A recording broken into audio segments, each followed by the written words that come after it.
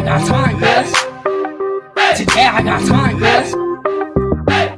You lucky on that day I was acting cool, cuz. Nigga, what's up? How gangster are you, cuz? I don't fuck with you, cuz. You disrespecting me. I don't fuck with you, cuz. You disrespecting me. I go hard, cuz. Hey, you guys. I hope you guys are doing good. Happy Tuesday, child. Time is flying. I can't believe it's already 6 o'clock. Okay. I'm on my little corporate stuff today. I had a lot of meetings. I had a lot of stuff to get done today. I hope everybody is doing really well. Let me pull up on my little screens here. Give me just a second. All right. Can y'all see and hear me? All right. Yes. Sexy and red. You know. Anyways, we got a lot going on, child. It is springtime. Summer's around the corner.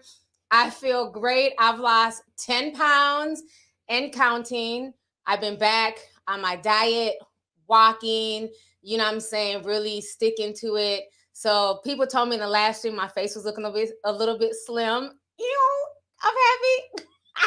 Because I got these chubby cheeks from laughing and stuff. So yes, I'm trying to be a skinny legend. Now I want to get back to my original size, honey. Okay. So hopefully I can, you know, get down to where I want to be, where I feel very comfortable and stuff like that. Because honey, these double D's are out of control. I need them to go back to a C cup expeditiously. But anyhow, y'all, yes, we got a lot of stuff going on. I got a lot of good things planned in a few weeks. So definitely, you know, be on the lookout for, you know, when I let y'all know the tea. We'll probably do a quick meeting probably after this live stream on Zoom as well. So it's just going to depend. It might. So in case you know, I say something about a Zoom or you get an ad, just come on in so I can explain some stuff. But other than that, I'm doing great. You know what I'm saying? The house is coming along. I just went down there to go meet with the crew. They're getting the siding up, the cabinetry. So we still got a bit of work. We still got a few more weeks. So they're really ramping it up. I got to go pick out some stones for the front of the house tomorrow. So I got a lot of stuff I'm doing on top of the big plan that I got coming up. You know what I'm saying? For some of the tea sippers. So I can't wait. So yeah, so it's a lot going on. We definitely gonna get into the tea. Y'all come on in, everybody. So let me make sure I got this up. Okay. So child, once again, Latocha Scott is trending. Okay. So she is basically, you know, at this point doing a hobo tour. She's trying to get people to ignore, you know, all the stuff that went down on the SWV and the Escape reality TV show, because for the most part, a lot of people think that the entire show was a bad look and that both groups, well, no, I think SWV kind of came out looking good, except for the last show. They had to edit it like Taj was just cussing folks out. So Latocha was basically asked by Kendra G if she thinks, you know, she'll go back on for a season 2, because a lot of people, you know, strangely enough, honey, they want a season 2. But Latocha is saying that she's not going to do a season 2. And she's blaming Mona Scott for a lot of the drama. She's saying that it's Mona Scott and her, you know, her editing and her production. So we're going to go ahead and watch this clip of Latocha. So give me just a second here to share my screen. Okay, here we go. All right, let's go ahead and listen to what good old Latocha got to say about Mona Scott. Is there gonna be a part 2 of this reality show? It's not gonna be part 2 for me. You're not, no, I mean, when you come and you say 2 supergroups are gonna be celebrated and it does not end that way, like you got everybody beefing on social media. The nerve of a Black production company with Mona Me coming in and not celebrating Black women. It's just tearing down. And the whole time, out of 7 women, I was being attacked every single day. So it's just that thing for me. Like when you say you're going to do something, we should be able to do it. And I think the fans have been slighted, you know, and shame on her. Shame on the productions for doing that. We didn't get to a tour. We didn't get to music. And I said, did I have reservations? Of course I did. But when she started to say, hey, we're going to celebrate y'all. Y'all going to do a tour. We're going to talk about how you know, do a show, how you got to do the wardrobe and the music. I'm like, that's beautiful. Because sometimes you do have banter back and forth with that. But when you come in and I'm being attacked every day and it never got to the music, it's like, what was this all about? and none of the things that happened until we started filming. None of the craziness. So it's like, was it set up? What do we do this for? I'm definitely a part of Escape. I created the name. That's the mothership. That's where I come from. I will never forget where I come from. But it's time for me to do music. I've always wanted to do music. I know Candy didn't want to do music because she always felt like if we didn't surpass what we did in the beginning, then don't do it. But when I'm doing music, it's never predicated on sales. It's because I'm passionate about what I do. So the other girls was like, no, we, don't fall victim to what she's saying. I want to do music. So that's why I'm here. Okay. Yeah. The first question is, all right. That's enough. Now, thank y'all for the tiny violins because that's near. That's all I heard while she was talking. Now, it's very interesting that once again, she chose to throw Candy under the bus and say Candy never wanted to make music. I guess I'm confused. If Latocha has always been wanting to make music and she's about the music, what has stopped her over the past 20 years from making music? Like, Candy dropped her album back in like 1999 or some 2000s. I remember watching that Candy music video late at night at like, I was 6 months pregnant in the damn 99s and the 2000s.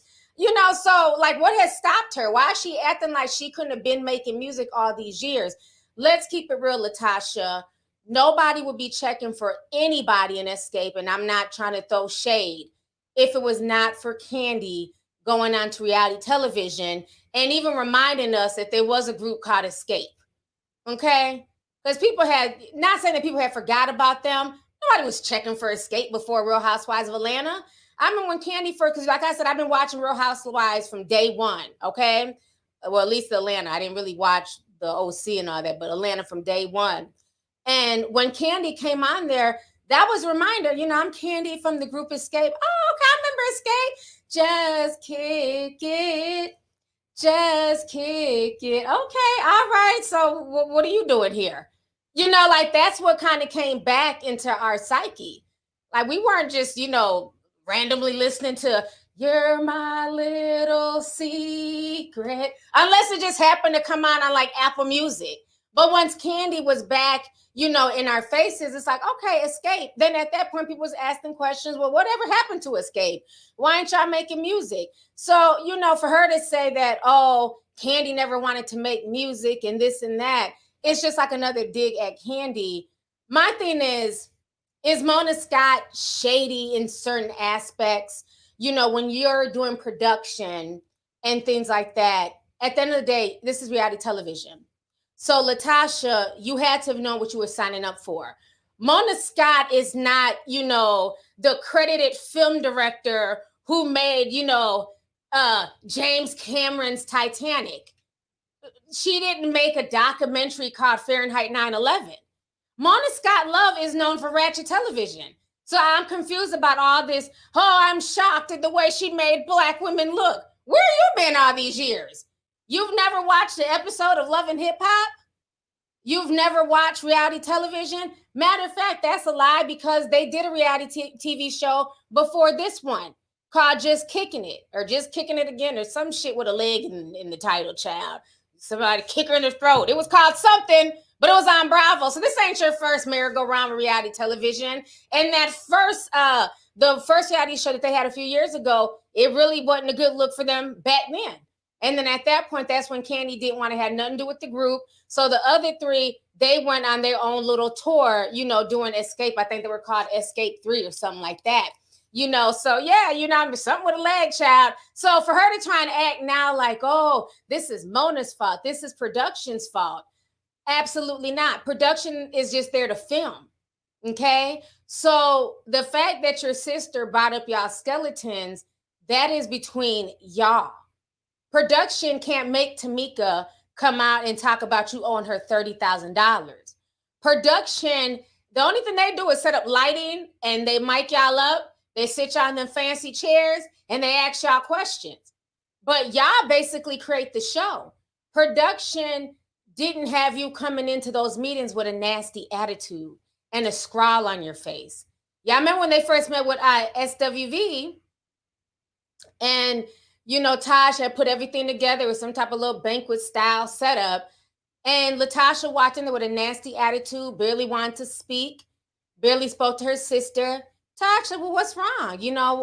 What's wrong? Why do you have an attitude? Oh, we got to work out some stuff with the group. And then when they were voting, well, who all wants to do a tour? Everybody hand went right up. Latasha, we have things we need to discuss as a group. So did Mona Scott also edit that as well? Or was that the attitude that you brought to the situation? See, you can only blame so much on production. Where's the personal responsibility? Because again, Mona Scott is not known for not taking anything from her, but she's known for ratchet television. Let's keep that real. Just like Andy Cohen, the white man on Bravo, he's known for ratchet reality television.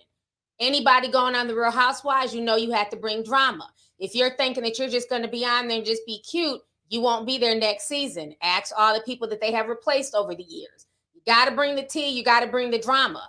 So that is what reality television is about. Unfortunately, we're not tuning in just to hear y'all's pretty voices. We are here for the tea, and the tea was spilt.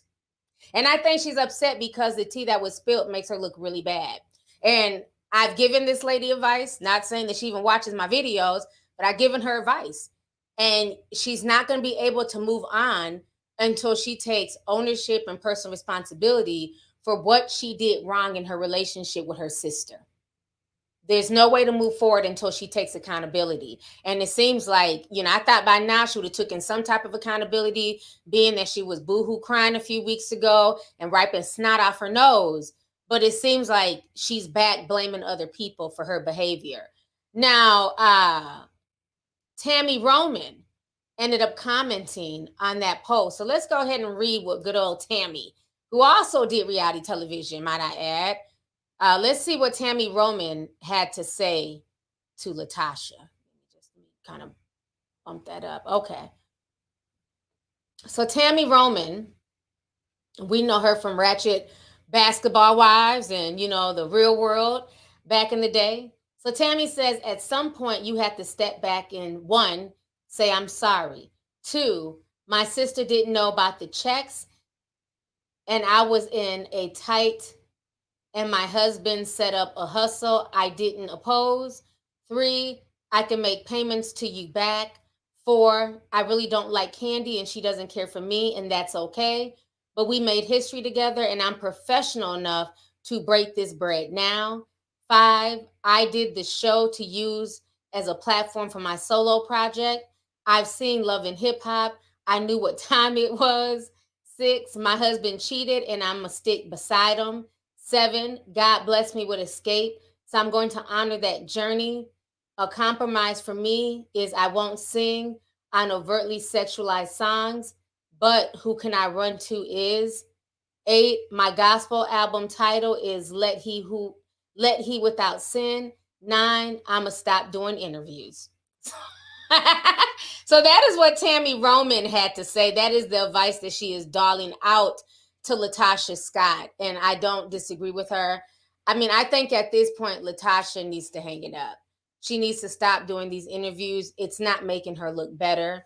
And that last episode was really bad when they were confronting her about her husband and how her husband was taking kickback, okay, based on all 4 members. And it's sad. It's really sad that this legacy is being tarnished. Now, granted, the other girls are moving forward. Candy, Tamika, and Tiny, they're all moving forward, and that's okay. But I don't think this reality show was a good look. But it really only made Latasha look bad. And the reason why they kept filming her, and showing her drama week after week is because that was the drama that was being displayed.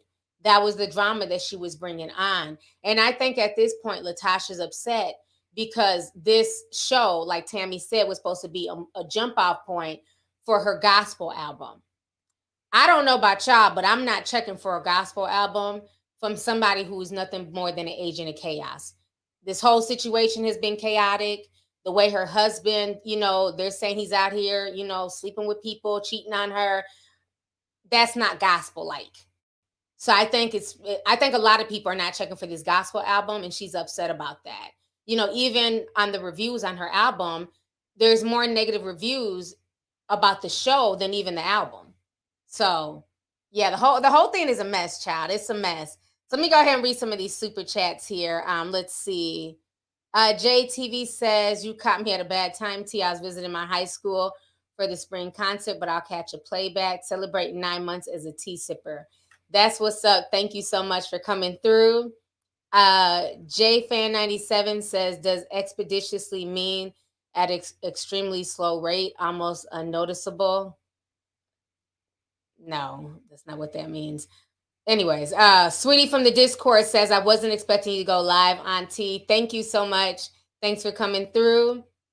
You Tried It says, you are the only YouTuber I pay a subscription for. Thank you for the mess, but I really love your deep dives and when you get into real life troubles. Thank you so much. I appreciate your support. Stop the Cat says, T, you're looking classy as F. Glad to be able to catch a live while I'm at work. Thank you so much. I appreciate you. Thanks for tuning in.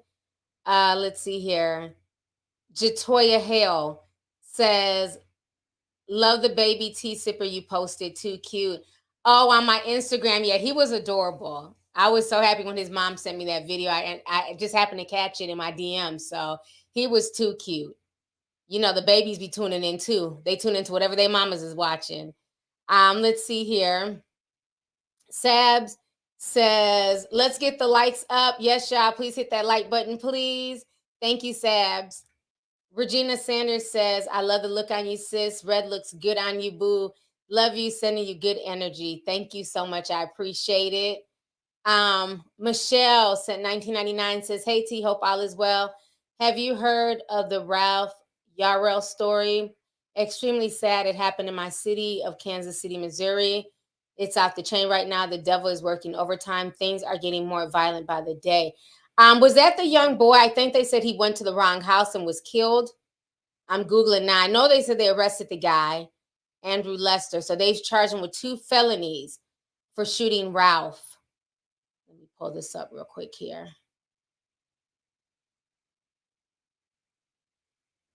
I think this is short. Let's watch this video really quick because I was meaning to check on the update about this story. Let me share my screen. Okay. This is a shame. After a thorough review of the case file, the appropriate laws, and information gained during the investigation phase of the case, I filed 2 felony counts. Breaking news tonight, charges have been filed in the shooting of Raf Yarl. Good evening and thanks for joining us. I'm Josh Jackson. And I'm Carolyn Long. This comes 4 days after the 16-year-old was shot in the head after knocking on the wrong door. Our KCTV5 news team is following the latest updates for you. First tonight, KCTV5's Nathan Vickers is live to explain what law enforcement believes happened on that day. Nathan?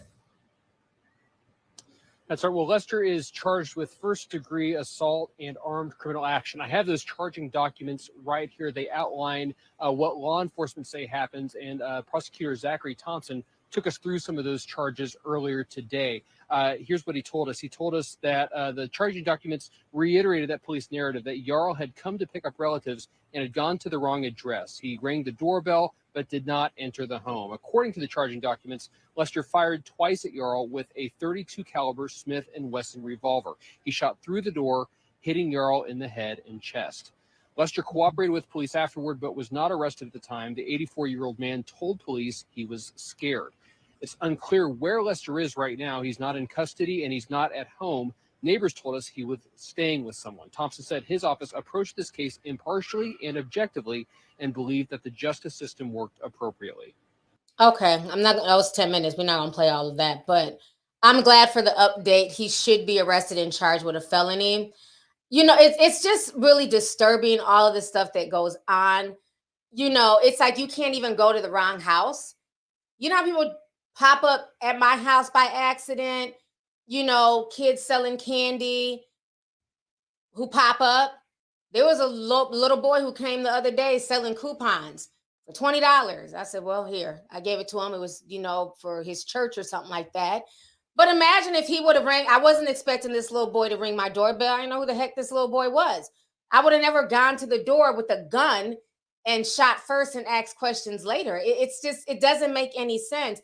And, you know, granted, he's old, but who gives a damn? You shot a 16-year-old in the head. How about just not answering the door? I mean, did that ever comprehend? How about, okay, somebody's at the door. I'm going to peek out the window. I don't recognize that person. Turn around. As long as they're not trying to break in and, you know, jimmy the lock, why grab a gun and just start shooting through your door? So it makes me think, like, you know, if that was a white face, would he have had that same reaction? Because he saw a black child at his door. His first thought is, this little black boy's coming to rob me or do me harm. And that is so sad. Now they're saying the little boy is still alive. He's in the hospital, but what kind of life will he have? I mean, he was shot in the head. Hopefully, you know, he can survive like that girl who got shot in the head at Offset's party, who seems to be doing very well. But a lot of times once somebody's shot in the head, they end up, you know, brain damage, you know, not able to use their bodily functions, arms, legs. It can be that bad. And all this because this young boy rung the wrong doorbell. I mean, it's sickening. It is really sickening. It's sad. And I know they're out there protesting and stuff, as they should. And it's the fact that he wasn't arrested right away is just insane to me. You know, so like I said, hopefully there'll be some resolve to this case. So thank you, Michelle. Let's see here. So I also want to go ahead and talk about this situation real quick before I get into the other situations. Now, this video is going viral today. It's of Little Meech. Y'all know Little Meech. He's on the BMF show on Stars. And so he went to a meet and greet. Now, I noticed, you know, a lot of influencers, celebrities, you know, actors, well, a lot of black actors. I don't really see as many meet and greets with like white celebrities, but I know like a lot of black celebrities like to do these meet and greets and, you know, get-togethers and stuff like that, and, you know, and charge a fee. And that's cool. But I'm gonna play this video for y'all because a lot of people are really debating this situation. And I have my thoughts. I have my thoughts on this. Where's this at? I got a lot of screens, so give me a second here. Okay, here we go. So what state was this in? This was in Rochester. So I'm assuming it was Rochester, New York, is where this took place at. So let me share my screen real quick here. Okay.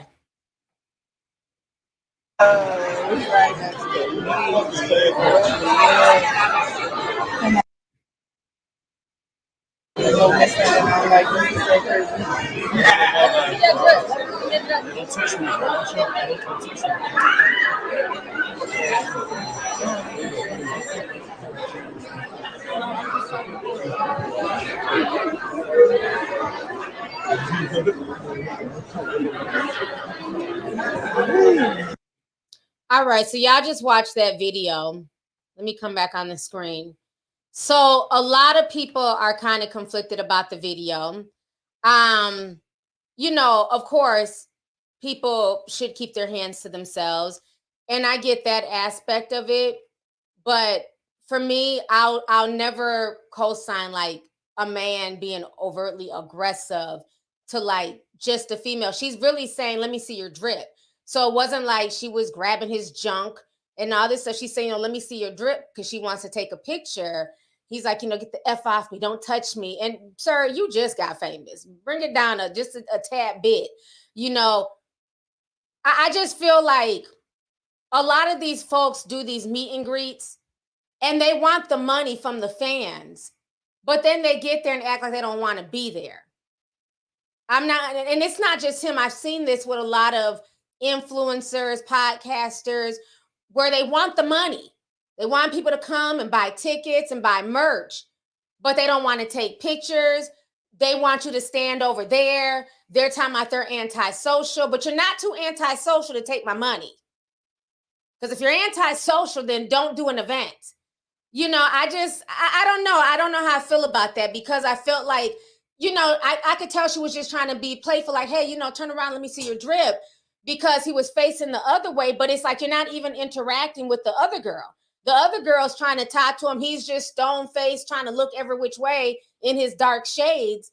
And my thing is, people, you need to be humble. You need to be humble because BMF may not come back for a third season, sir. It ain't like your daddy's story is that long. It's not like this is, Game of Thrones. Relax a bit.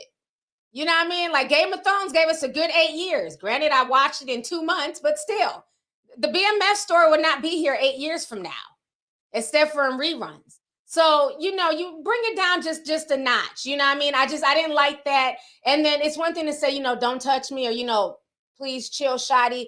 What the fuck is wrong with you? Like you could see the words he was mouthing to her and you could see she was clearly embarrassed. I don't think she meant harm.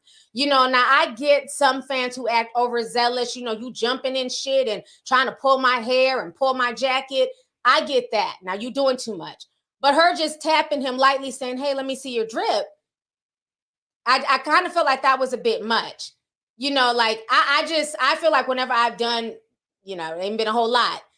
But even when I did my meet and greets, I noticed that was one thing people were telling me afterwards, like you were so nice and you allowed people to hug you. And you know what I'm saying? You took pictures with basically everybody there, and I just assumed that's how people should act. I didn't know until people were telling me like, thank you. Cause I've been to other meet and greets.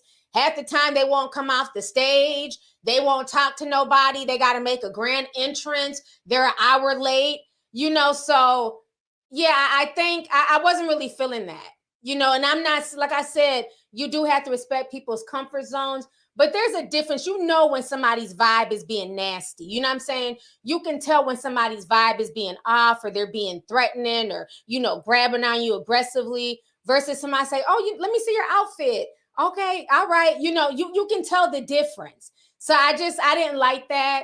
Yeah, I just think that, again, if you guys don't want to interact with your fans, stop doing these meet and greets and taking people's money. If you don't want to be around people, stop charging them $100 to come see you in the club. And you're standing there in the middle of the club like a statue with dark shades on. Nobody can see your eyes. You don't have a smile on your face. You're just smoking a blunt. Sir, I can watch you for free on television. I'm not paying $100 to come to the club and watch you blow smoke in my face and have a low vibrational attitude. And that's just keeping it real. Meech is fine. We're not going to take that from him, okay? Little Meech is fine, but I'm going to need you to tone it down because these same people will not be checking for you 2-3 years from now. You better hope that your career, continues to pop outside of you being Big Meech's son, okay? So bring it down a notch. Fans are very fickle, and if enough of these videos keep going viral of you, being aggressive towards female fans, we're going to move on. Because that attitude that he showed, that makes me not want to pay no money to see Meech. That makes me be like, well, let me see the one that plays Terry and see how his attitude is. So I just feel like, at the end of the day, granted, you should be able to respect people's spaces, but also he was just, even before she touched him, if you watch the video, he was giving off a vibe like, I'm that guy. Don't touch me. Y'all be over there. Just breathe in my smoke and my air, and that's it. So that's all I'm saying. That's all I'm saying. Now, I don't know if he's musty. Y'all are being messy. Now, they did say there was a rumor a while ago that they said, he's fine, but smells like a bag of onions. But then he came out and cussed everybody out, so he don't smell like no bag of onions, and y'all gonna stop playing with his name. So I don't know if he's musty or not, but the fact that rumor still persists like a bad odor, he should be very fucking humble. Hell, he should have been hugging everybody in that room to prove that to prove that he wasn't musty, okay? To prove that he was fresh, not just fresh, but zest, fully clean, okay? Should have been in that bitch hugging everybody. They try to say I smell like onions. I don't smell like onions, damn it. Come on over here and hug me and smell me. Smell like weed and zest. I'm just saying, y'all remember that commercial back in the day? Because you're not fully clean unless you're zestfully clean. They'd have that towel and pull the towel open and shit like that. They would flash the camera backwards. Yeah, he needed to be really humble. Because like I said, that musty onion reputation is still following him like a bad smell. So he really should have been very humble. Like, oh, can I see your drip? Sure, and I smell good too. Y'all see this drip? Yeah, go ahead and take a picture. You notice I smell fresh? You better let them know that I smell good. I don't smell like a bag of onions. That's really how his attitude should have been. Okay, let's keep that real. He should have been very humble and be very glad that people are willing to pay money, not knowing if his ass is musty or fresh. Okay, that's all I'm saying. Treat your fans better. Treat the people that support you better, because again, you can be up one moment, you're that guy, your show's on television, people are here for you, and then the next moment, nobody's checking for you. So be very humble and don't be so nasty towards your fans, little Meech, okay? You know, I'm a fan of his work. Y'all know I got stars just to watch BMF and just to show this brother's support, because all the things he went through. His daddy's been in prison for the past 20 years or some shit. You know what I mean? And the show's a good show. So, you know, I want him to learn from this and treat his fans better. If you don't want to be bothered with people, that's fine. Then don't do meet and greets. And that goes for all these celebrities. If you're antisocial and you're scared of energy and all that, then stay home. You can't be wanting people's money. And then when they pay money and they want to take pictures, you in the picture like this and shit. Fuck out of here. Okay? People are spending their time buying plane tickets, buying show tickets and everything else to come see you. Then behind the scenes, backstage pictures are not cheap. I remember when Cardi came to the Twin Cities and she invited me to her concert, and I was backstage with her, and these were like the super fans. These super fans paid about $3,000 to see Cardi. It was about, I want to say maybe about 10 to 15 people. You know what I'm saying? And she took a picture with each fan. She talked to each fan. She thanked them. She really gave them like a nice experience. It was really dope watching that.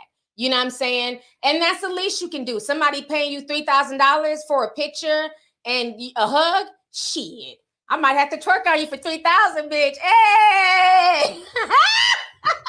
I'm just saying, you dropping me $3,000 at a meet and greet, you might get some little twerk action, honey. Okay, so be humble, honey, be humble. So yeah, they spent big money to see her. They were super fans in the Twin Cities, child, and they took pictures with her. And like I said, she was very nice, very accommodating to each fan. It was really sweet. It was really sweet to watch. So, like I said, I do a meet and greet. Somebody bring 3 racks. Shit. Let me stop. I'm just saying, that's a lot of money for, you know what I'm saying, a 5-minute, conversation and a picture. So anyways, little Meech, be humble, okay? And be grateful that these people are coming to see you and, spend extra money. They're not just spending money on the stars package. They're also, going the extra mile to see you. So be humble, brother, okay? We go here and read some of these super chats here. Let's see. Oh, hold on. We got a few that just came through. 420 lover. Okay. Well, 420's coming up, sis. Says T, did you hear about the 11 boy who chased and stabbed after he called an adult an NPC? He's alive in the ICU. No. About the 11 boy? I don't know who that is. The 11 boy. Who called an adult an NPC? What is an NPC? Hold on, let me Google. What is an NPC? Non-playable character? I'm confused. I don't know. I Googled, it said non-playable character. They called the adult a bot? Yeah, I don't know. You're gonna have to rewrite that one. You must be high. She on that 420 right now because this super chat. I'm confused, sis. You must be on that 420 right now, but we love you though. Okay, we love you. Try it again. Because I'm so confused. Let's see here. Sharice Hood sent 2, says, hey T, just stopping by to show love. Thank you so much. Appreciate you. Savannah Dawson 10 says, did you hear the same thing happened in upstate New York, except the white man killed a white woman that accidentally drove in his driveway? Oh my God. Happened the same day as a little boy. That is scary. You know what? I used to never think anything about going up in people's driveways. And I remember when I lived in the South, that's one thing I learned. Because you know, up north we do that. You know, we just pull up in anybody's driveway, turn around. It's easier than going, you know, out your way. And I remember she's like a mother to me. And this was, I was living in South Carolina at the time. And I'm young, you know, I'm like 23. And so we were on our way, I think we were on our way to church. We were going somewhere and we had missed the exit and I ended up in some community, right? So I pull up in somebody's driveway and she like grabbed my hand. She's an older woman, right? She's old enough to be my mother. She like grabbed my hand. She's like, what are you doing? I'm like, going up the driveway so I can turn around and, you know, go back out. She was like, no, you never go in anybody's driveway in the South. I was like, what? She's like, you know, these white folks can come out their house and shoot you. I'm like, girl, this ain't the slavery days. But no, she was like so freaked out. And, you know, I didn't get it because, you know, being young, being from up north. And so I'm like, okay, well, let me hurry up and, you know, back out. And she was like, TT, I'm telling you, don't never do that again. You take the long way. Because, you know, she grew up in like, I don't know, like the 60s or something. She was like, you never do that. Don't never go up nobody's driveway in South Carolina. We live in South Carolina. She was like, these white folks will shoot you because you're on their property. They'll get away with it. So what you just said reminds me of that. And this was years ago because I ain't 23 now, honey. So, and I still think about that to this day. You know what I'm saying? And it may not really happen here in Minnesota, but I am more cautious now, you know, about pulling up in people's driveways. Because when I was younger, I did it all the time. Look, somebody say, hold on. Tyrell said it's true. I live in South Carolina. Yeah, I lived we was in Rock Hill and York, South Carolina. You know York, honey. Very, very Confederate, okay? We was out that way. Yep. So, yeah, and like she was really freaking out. Like I've never seen her like that. She was like, no. She was like, y'all, you had that Yankee mentality. You don't live up north no more. You live in the South. I'm like, what in the slavery days is going on? Like, what in the damn roots is going on here? You know, but no, it's a real thing. And, you know, so I learned pretty quickly, like there's certain things you do in the South and you don't do, you know? So yeah, we was in the country, honey. Yes. Listen, who from Fort Mill? Okay, Diana Pierce says Fort Mill, South Carolina in the house. Okay, Fort Mill. Ew. I miss the Carolinas so bad, honey. Yes, I used to live right off of Carowinds Boulevard. Right by, what is that? The Carowinds, the amusement park. I used to live off of there, right on the border of South and North Carolina, right off of South Tryon. So y'all know I'm from the Carolinas, right? So yeah, the Carolinas ain't no joke. But yeah, I would have never expected that to happen in where did you say? Upstate New York. But then it might be one of them country hick towns. They got some of them upstate New York too. So, but that's scary. So y'all just be careful going up in people's driveways and stuff. You know, I don't mind people come up my driveway, and as long as they turn their ass around, I don't mind. You know, people have driven up my driveway, but yeah, I'm not running to the door with, you know, pistols in hand.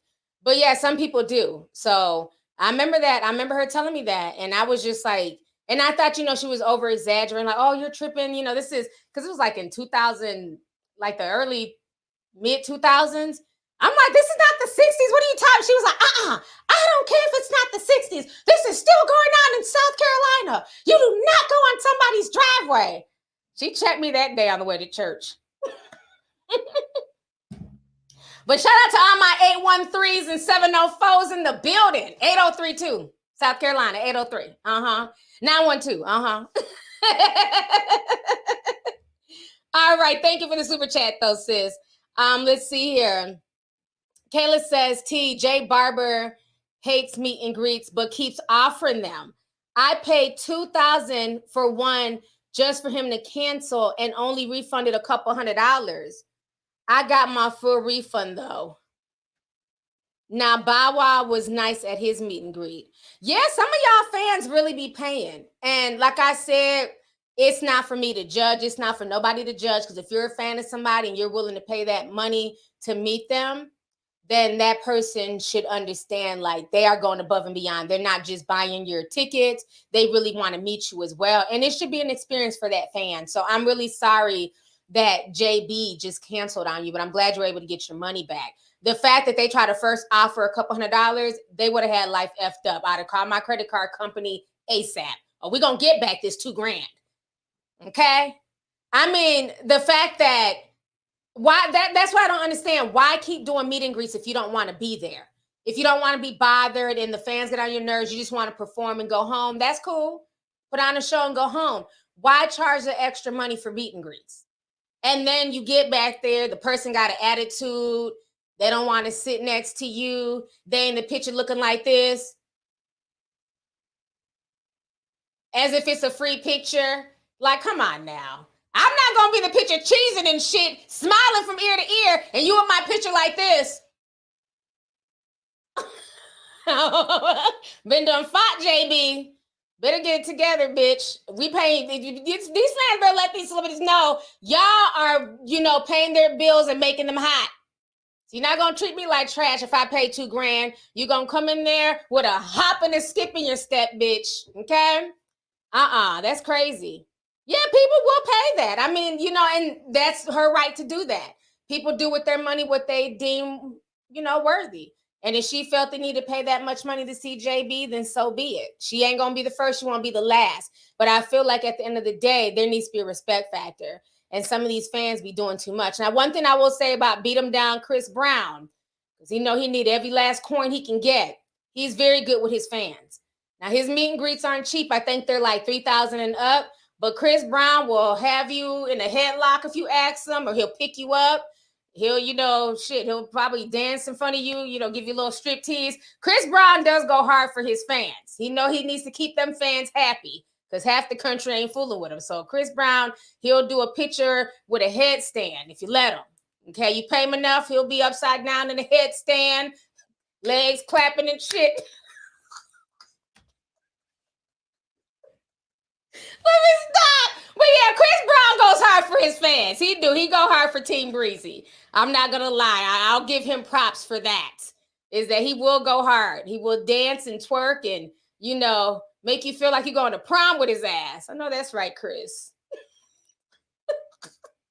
Somebody said, Rashina Show said, I heard he was musty. Yeah, I heard Lil Meech was musty too. I remember that went viral, so... But now the boy that plays Terry, I forget his name, forgive me. He did, come out trying to have his brother's back. He was like, oh, no, he's not musty. He showers. I said, how much Lil Meech pay you to post this on Snapchat? Let's see here. Nana Nia said $9.99 says, okay, Red. Hey, sis, finally caught alive again. Just sprinkling some Discord support. Like the video, everyone. Thank you so much, sis. Thank you for coming through. Appreciate you. Leon the God said $19.99 says, dang, I miss being in the Discord. But this is the first live I've caught since my new trucking job. Thanks for all the info and encouragement to be different. Much love. That's awesome. I'm so glad that your trucking job is working out for you. And I'm glad you're able to catch this live. So thank you for joining me today. Let's see here. Oh, let's see. Kayla says, forgot to add, he charged $2,000 for a group picture with 3 other people. Even if you don't know them, oh, the devil is a lie. Ain't no way in hell. If I'm paying Justin Bieber $2,000 for a picture, it better just be me and Justin Bieber. Haley can't be in that bitch. His road manager can't be in there. I don't even want to see security back there with their arms crossed and shit. For $2,000, ain't no strangers in my picture. So that's insane. How you gonna force people to be in a group? I could just ambush him on the street and jump in front of him and take a selfie for free. He better stop playing with me. Ain't no way in hell for $2,000. For $2,000, better get some licky. I'm just like, let me stop. Let me stop. Not some licky. But now that's bullshit. With 3 other people that you don't even know. So y'all 3 strangers are in his picture just looking at each other odd and shit. Like, okay, everybody say cheese. And then y'all post a picture and everybody's like, who's that? Who's that? Come on now. Justin know he rhymed for that shit. Not the tongue emojis, y'all stop. Y'all stop. He got me messed up, and I wasn't even there. $2,000 ain't gotta be a group picture? Shit. Absolutely not. But thank you, sis, for the super chat. Let's see here. Todd French 600 sent $2 says, I would pay for that twerk. Not saying, just saying, would you? It's gonna cost more than $2. Okay, Todd? But thank you for the super chat. I appreciate you. Let's see here. Yvette says, let's show Lovelyti some love. Hit the like button, y'all. Please hit the like button. If y'all are being entertained, hit that like button. Thank y'all for coming through. Tiniest little Kiwi sent $20, says, holla T, Discord gang. Thankful you've never been to a K-pop concert. You are arms and legs for a handshake and a wave and a quick hello. And how much did that cost? So they have all the K-pop people, like the super fans backstage, right in their Tiniest Kiwi, how much they charge you to do that. Because I'm sure they charge more than $1,000. You're not going to just walk by and wave for $1,000. Oh, hell no. I would grab every last little Asian boy. Come on, let's go. We're going to be doing all types of little poses and shit. You're not going to just wave and walk. $2,500 for the K-pops? For them to wave and keep walking? Shit. You'd have to pop his ass back over here. Oh no, we're not going to be standing toe to toe, arm to arm, like sardines just to watch them walk by and wave for $2,000. Hell no. Them K-pop boys going to have to come over here and pop something. Absolutely not. Now you can walk by and wave for $10. Okay, that's about it, but not for no 2,000 on up. Absolutely not. So let me go ahead. I've been on here already 46 minutes. Time be flying. So I want to go ahead and talk about this drama that is going on with Marquis Houston. So if y'all don't know, Marquis Houston was somebody from my childhood. I mean, I was a big fan of Immature. Then they broke up and they became IMX. We all know him from Sister Sister. Go home, Roger. That was the catchphrase. And, you know, we all liked Marquis Houston. He was very unproblematic up until recently. I remember Raz B came out a few years ago, said that Marquis and, you know, Chris Pokes, you know, had messed with him. We're not even going to go there with those allegations. But Marquis has been, or Marquis, is it Marquis? Yeah, Marquis Houston. He's been in the news lately because I remember a few years ago, he got with this really young girl. She was about 18 years old at the time. And so a lot of people had questions because Marquis at the time was 38 years old. And, you know, he's married to her now. I think she's like 22, 23. They have a child together. And so, oh, it's Marcus.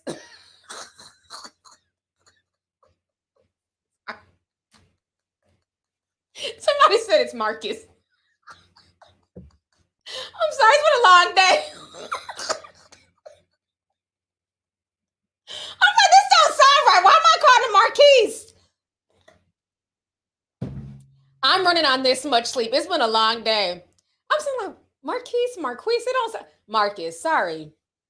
I'm looking at the spelling and that Q is throwing me off, child. I'm like, why am I calling him? I don't remember calling him Marquis as a child. Marcus Houston is this man's name, child. Rewind. Rewind that shit back. Marcus Houston. Thank y'all. I looked in the chat, I was like, his name is Marcus T. This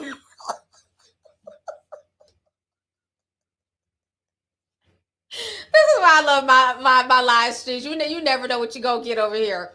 Okay, Marcus from Immature, not Escape, from Immature.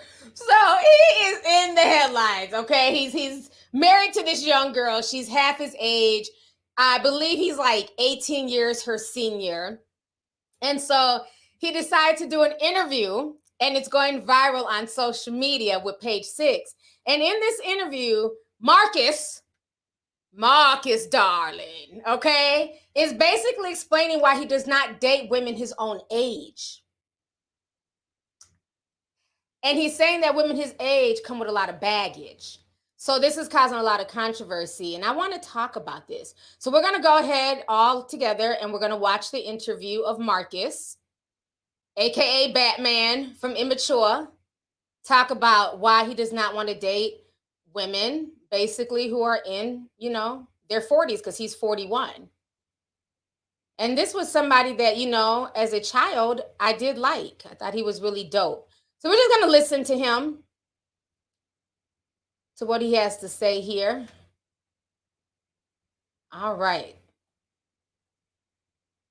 They have to make up things about me because they just don't have enough. And they're so interested in me and interested in my wife and so interested, but what can we create so we can run with? Because he doesn't give us anything, you know? So I think that's a lot of the reason why people make up stuff too, because they just can't get it from me. But don't charge you when you say, well, damn, at least she's black. That's a black woman I'm married. Like, you know what I'm saying? And that's true. Like, I like all through the Immature days, we would have light-skinned girls in our videos like, why can't you get a sister? Why can't you get a black girl? And then it's like, oh, y'all only like skinny girls. And it's just like, you know, the plus size women was coming out. And I'm just like, man, I just can't catch a break. But it might be true because everybody thought I was their husband. And I'm sorry, ladies, I'm taken. And, you know, Maya got me. So, I mean, if you want to be jealous, you can be jealous. But, you know, just love me. Watch the movies, watch the entertainment. Just watch my life from a distance. You know, I married a sister and you know, she's beautiful and smart and talented, and she's caring and loving, and she's everything that I saw myself being in a relationship with. right. And you know, when you look at a person's qualities, like I was talking to one of my friends, and I was saying, yeah, okay, I'm 41, right? She's 22. I could have married a 41-year-old woman, and it could have been disastrous. They could have felt like, you know, because I'll sit and talk to women, and women that are my age, and they kind of have a different outlook on life. You know, a lot of women my age are very independent. They are very like, you know, I don't need a man to do this for me because I can do this for myself. And I come from a generation that I'm very, very, you know, love to provide for my wife. I love to provide for my woman. And I'm very in that generation, like the old days, you know. I would never want to be with a woman that felt like, oh, I don't need you, or I don't, you know what I'm saying, like that. So, you know, and there's a lot of women my age. I've dated women my age, and you know, they may have baggage, they may have kids, they may have not. You know, it's just there's so many different women that I've dated throughout my life, and this just so happened to be the one that caught my heart. So what was your red flag, like when you like dating through all throughout? I know you probably met like some of the most beautiful women in the world. What was some like red flags? Like, no, you're out. No, like a red flag. He's like, I'm done. Next. Red flag for me always if a woman had a kid. Nothing against single women, single mothers with children. I respect them. I love them. I feel like that's one of the toughest jobs, to raise a child and to also raise a child by yourself and to be a woman. 100% tip my hat. Respect to the women that are raising children on their own. But just with me, for when I grew up, I never really wanted kids. And, you know, I would talk to my dad a lot, and he would always tell me, look, have your own kids, because you never want to have, you know, you don't know what the baby daddy's about, you know, so, you know, if you're going to have kids, make sure as a woman that they never had kids before, you can have your own. So I kind of like stuck to that. So that was always my red flag. But then that's a personal choice. Right. You know, that was my personal red flag. And a woman with an attitude. Like, just, I don't like women with attitudes, with funky attitudes that, you know, and, you know, my wife is complete opposite of that. She's so sweet. Like, everybody that meets her falls in love with her. She's a people person. She loves everybody. She loves my whole family. She embraced my lifestyle. And that was another thing. A red flag for me was a woman that didn't embrace my lifestyle. Because I have a huge life. You have all these people that I know that are my family. I have all this extended family. I have a career. I'm always gone. I'm always busy. And to find a woman that could embrace all of that and say, bring it on. All right, child. Let me come back on the screen, honey. All right. So y'all just heard from Marcus Houston. So this entire situation is really interesting because this young lady who he's married to, who also has, he has a beautiful daughter with her. She's like 22, 23, which is very interesting because she's literally the same age as my oldest child. And let me say this, and I've said this before, so it's not super shocking.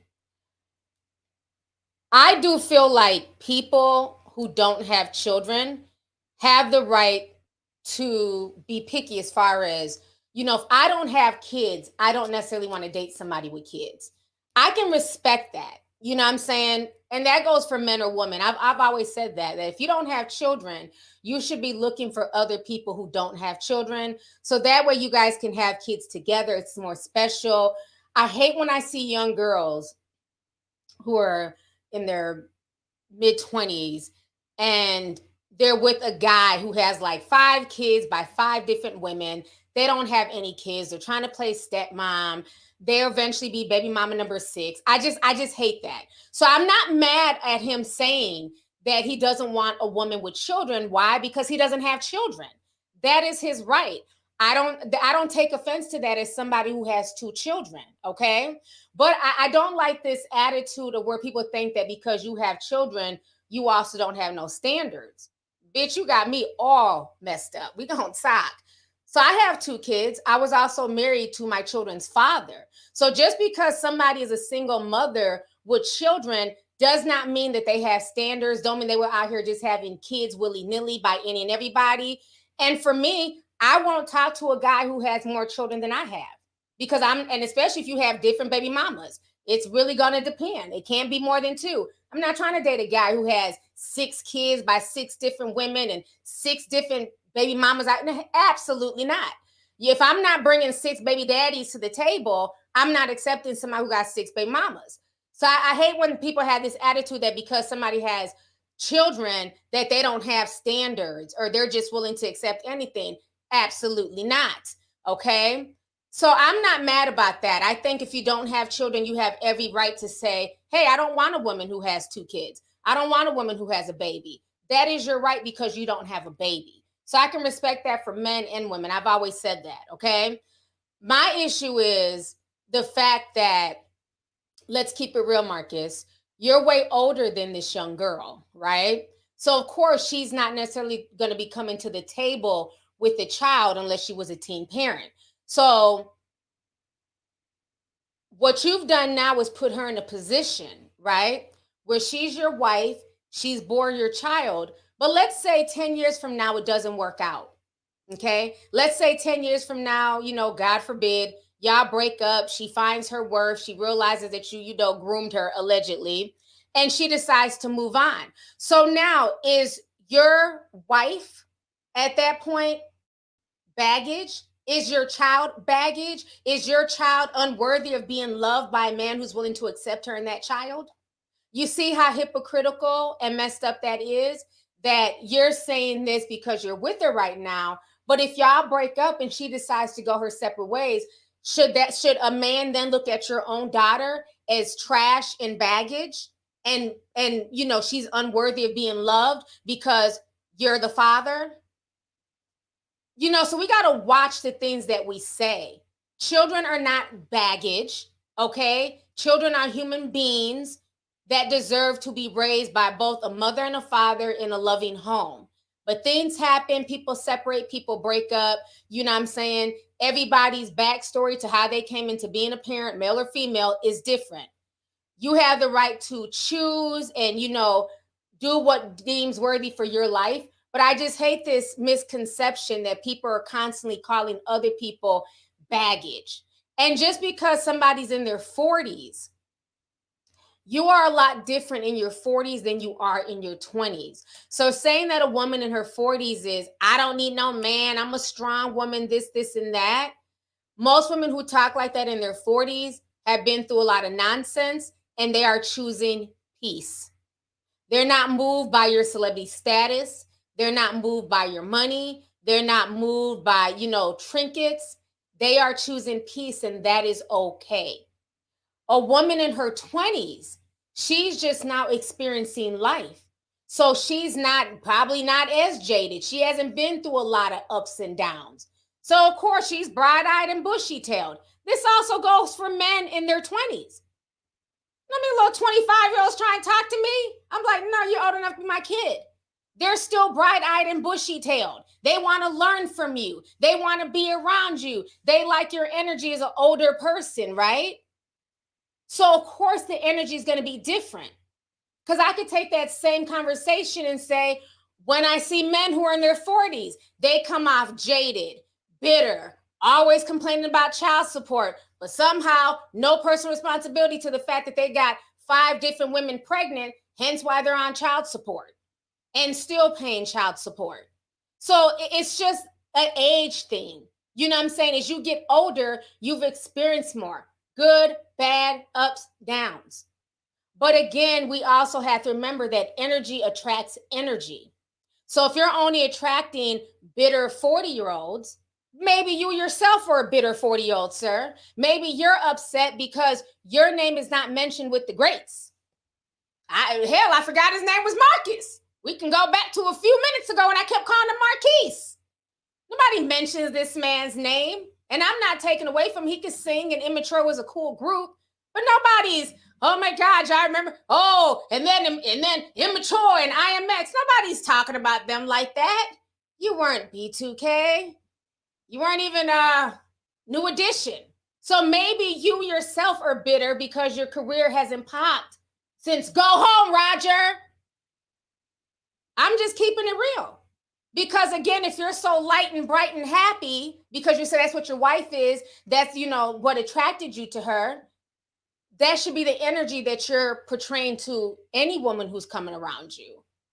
There's a lot of 40-year-old women out here who are happy and living life, and some have kids, some don't, and they're handling their business. So you notice people always want to blame the other person. But what is it about your energy that's only attracting bitter bitches with a bunch of kids? Because for you to not have any children, why are you only attracting, old bitter women with, 3 kids by 3 different baby daddies? That's weird. Because I don't attract that. I don't even have the type of demeanor where you think you could even holler at me and you got a whole bunch of damn kids. I'm not interested. One guy did one time. He had about 6 kids. I said, how many kids? Were you married to any of the women? Nah, things happen. Not interested. Next. Not entertaining that. So I don't like this idea that people think that because people have children or because they're single parents, that somehow their bar is set low.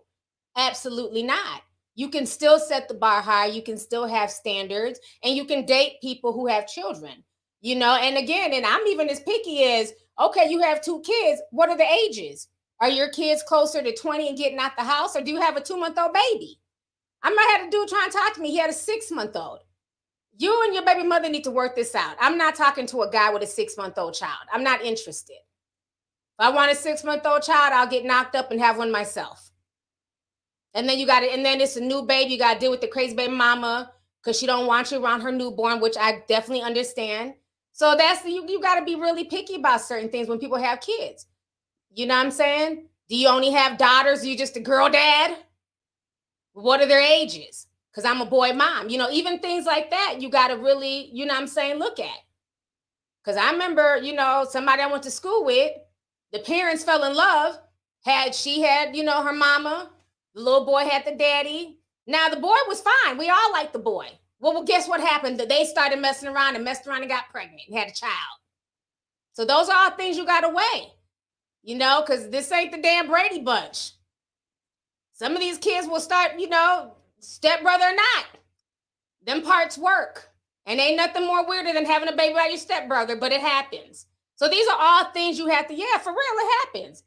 I mean, the girl, she's fine. The baby's in like her 20s now. I saw her the other day on Facebook. Pretty girl, but that's, stepbrother, stepdaddy, stepbrother, stepsister situation. That's how she was conceived. And it's, whatever, hood stories, no judgment towards the child. She didn't, Yeah, it happened. They were teenagers.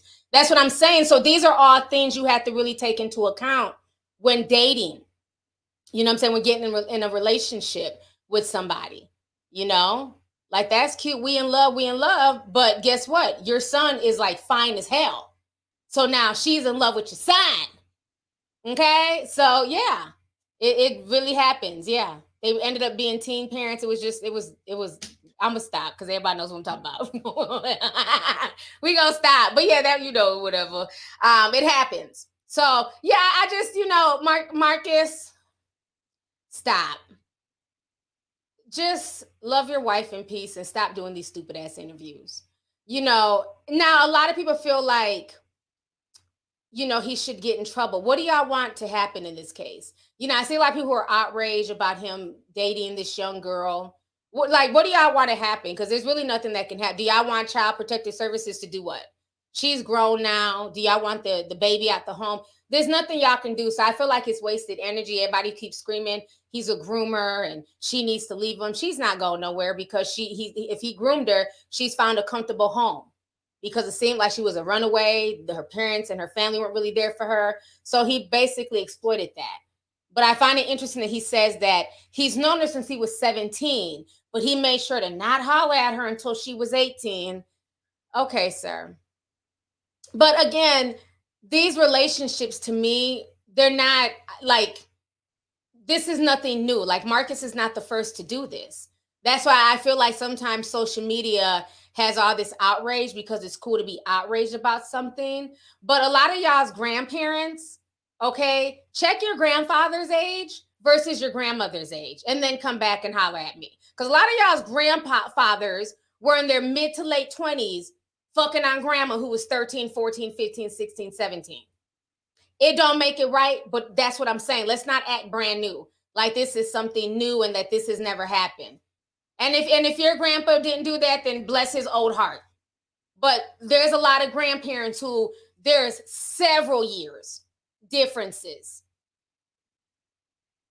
So I'm not surprised, but I just don't like this attitude that somehow, you know, I'm a 40-year-old man and everybody over the age is, you know, every woman over the age of 30 is somehow tainted. So I have to go and get with, you know, young girls who are 25 and under. And when in reality, a lot of y'all old men ain't doing nothing but messing up their lives. Because y'all are getting these girls young, messing with them, messing with their head, giving them a baby. And y'all still out here cheating, doing what y'all want to do because she's young and naive. She wants to fight everybody over you. And then one day she wakes up in her 30s and understands like, damn, I've been played this whole time. He wasn't really the man that I thought he was. I thought he was my protector and he was only playing with my mind because I was so young. And then you fast forward, that same 25-year-old is now 35, 40. And she's bitter and she's upset because she wasted the best years of her life chasing some old ass peen with gray pubic hairs. Instead of running behind other 25, 26, 27-year-olds, you know what I'm saying, with fresh balls that still are tight. Let me stop.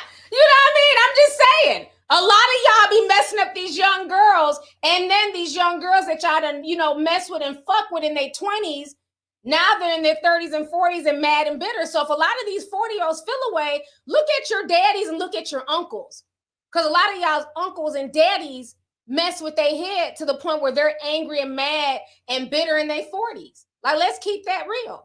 So like I said, you know, while he's doing all this talking, I hope this relationship lasts and they have, you know, happily wedded, blessed. That's their business, you know, whatever. But he needs to understand that this relationship ends up where they break up and get a divorce because now she sees her worth when she turns 30. He better hope that the next man don't see his daughter as some type of baggage and unworthy of love and treat his daughter like just some stepchild and not his own. So make sure that, you know what I mean, you keep that same energy. Yeah, I just don't like that. How people act like, you know, once you get a certain age, you should just roll over and die. Absolutely not, honey. You know what I'm saying? Because I know there's some 40-year-old men out here who are handling their business, who are fine as wine, and you know what I'm saying, who got themselves together better than any 20-year-old. And the same can be said for 40-year-old women. You know, so if you don't want a 40-year-old woman, that's your preference, that's great. If you want to be with somebody younger, that's great. Because some people feel like, well, you're pushing the age of 40, you probably can't get pregnant, all that shit. Who knows? That's great. But there's no need to disrespect people as far as, you know, being ageist or talking about, you know, people having kids. It's baggage. And it's very funny that men think that way when it comes to women with children. You know, it's baggage. But yet and still, these same men will not hold other men accountable who are creating the so-called baggage. You notice that? you know, when has Marcus ever come out and said, hey, Future, how about you stop creating more baggage? How about you stop knocking up so many women? Hey, Diddy, how about you stop creating all this baggage and different baby mamas? And whoever else got a bunch of damn kids, y'all can put their name. The NBA Youngboy, how about you stop creating all this baggage? Little Dirk, more baggage. You notice they never hold the men accountable for creating the baggage. But somehow the women who are left holding the said baggage, they get all the blame. But they never hold their male counterparts accountable. So if these women have all this baggage, why are y'all not holding the men accountable for knocking these women up? It definitely takes two. So he needs to say, Nick, thank you, Dickolas Cannon. Thank you. Not nan person has called out Dickolas Cannon yet. And this man is out here having babies like, you know, like it's sport. Out here don't even know all the kids' names and shit, thinking this is cute. And men are really applauding this and excusing him. Well, you know, I got 4 kids and sometimes I forget their name too. It's not the same thing. We all mix up our kids' names. You know how many times, especially now that my oldest and my youngest, they both got deep voices, it's hard for me to tell them apart sometimes. But I know my children. They ain't but 2 of them. This man has 12 kids. You cannot compare somebody who got 4 kids who accidentally names, you know, says, oh, John instead of Timmy, to a man who's sitting here trying to recite his kids' name like he's DMXing that song. It was Rhonda, Latocha. Like, come on. Let's stop excusing Dickolas Cannon. So until Marcus Houston calls out Dickolas, Diddy, NBA Youngboy, and Future, I don't want to hear shit about baggage and women having baggage and bastard babies and all this nonsense. Because y'all never hold y'all male counterparts accountable for knocking up said women. And y'all know how I feel about Nick Cannon baby mamas. I've been done drag them. They're just as trashy as he is. Ain't nothing but a whole clown circus, all of them. The only people I feel bad for is Miss Mariah Carey, who didn't ask for this bullshit, and the kids who didn't ask to be here. As far as the adults playing in this circus, I don't feel bad for none of them. Somebody said, don't forget the 3 Kims. So yeah, Marcus Houston needs to sit down with that. He needs to just go enjoy his underage wife, who's now of age, and sit down, okay? Go live off in peace. And then what was up with the dark-skinned reporter? Like, yeah, I'm so happy you got a black girl now. Girl, stop. Stop pandering. He went and got a black girl who was underage. Stop. So now, let's see here. Let me read some of these comments.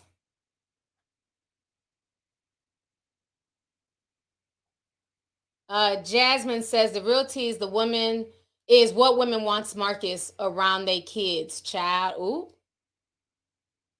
That part. Let's see here. Bilade San 5 says Marcus Houston be lying. The religion is full of traditional women who seek traditional marriages. He sought out a missing teenager over a beard. Yeah, I heard the girl was a runaway and all types of stuff. Like I said, we're not going to get into all that during this live stream, but I definitely heard a lot of shady things about how he came to meet this young girl, you know, so he might want to sit down and stop talking before they really start investigating. Because from what I'm hearing, there might be some, you know, investigations going on in that camp, especially concerning all this nonsense. Because, you know, now that everybody is going and digging back into old cases, you know, we have the R. Kelly situation, a bunch of other stuff. They might want to tread real cute.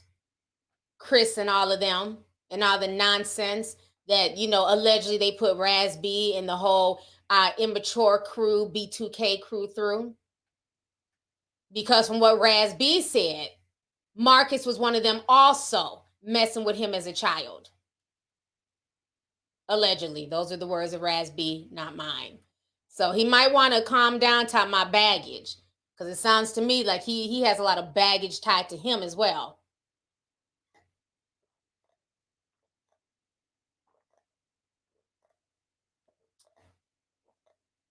I'm sorry, I'm thirsty. Ooh, that was a longo sip. Anyways, next, Courtney J says, please, we're not checking for you. You just want to groom her because you know us older women won't fall for your BS and will call you out on it. Exactly. Thank you for the super chat, sis. Let's see here. Scorpion Senpai says, Beyonce always doing meet and greets with hundreds of people and celebs in her face, asking for pics and always smiles. That's awesome. I wonder how much Beyonce charges. Because if Cardi B was charging $3,000, I can only imagine how much it is to meet Beyonce. And them damn Beehive people, they will pay the money. It's probably $10,000 to meet Beyonce. Girl, bye. I'll catch you in the streets. God willing, we will run across each other's paths for free. Oh. I'm not paying $10,000 to meet anybody, Beyonce or not. Oh, let's see here. Katie Bryant sent 10 says, the math still ain't mathin'. He's 40, she's 22. They were married or in a relationship for 10 years.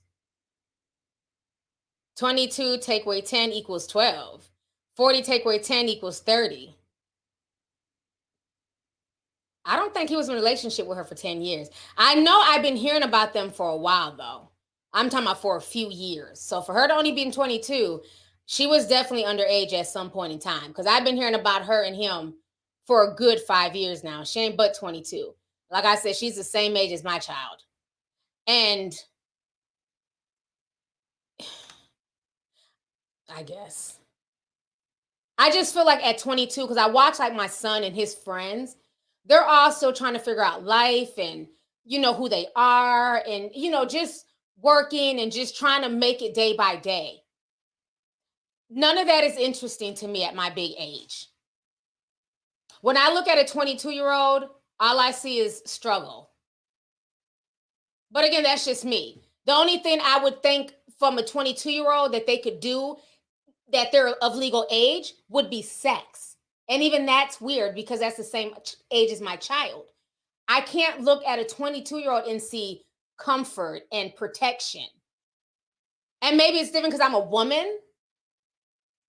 But everything he's saying, he's trying to act like she's just so mature, and she's just a housewife. What else would she have going on at 22 besides just being a housewife, making sure the house is clean and putting out? Did she even graduate high school? Did she go to college? I mean, she might have, I don't know, but these are just questions I'm asking. Like when I see 22-year-olds, I just see struggle. They're trying to figure out life. Trying to pay bills and you know what I mean? And let them enjoy their young life.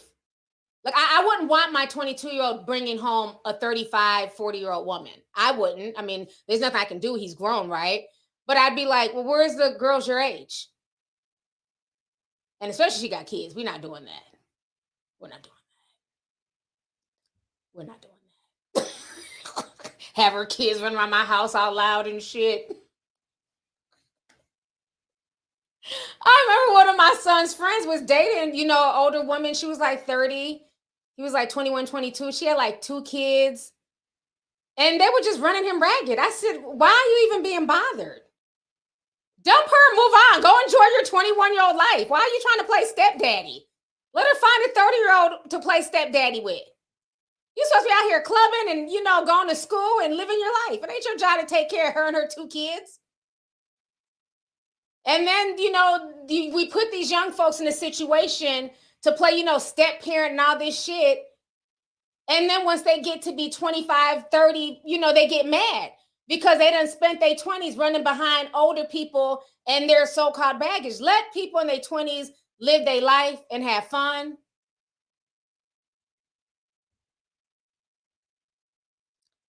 Child. That's what I told him. I said, you need to get rid of her. Let her go find a man in his 30s to help her and go live your 21-year-old best life. Y'all enjoy y'all's 20s. That's all I'm going to say. Enjoy.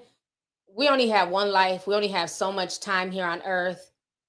Go out, mix, mingle, get all that, sow your wild oats, get all that wild shit out your system.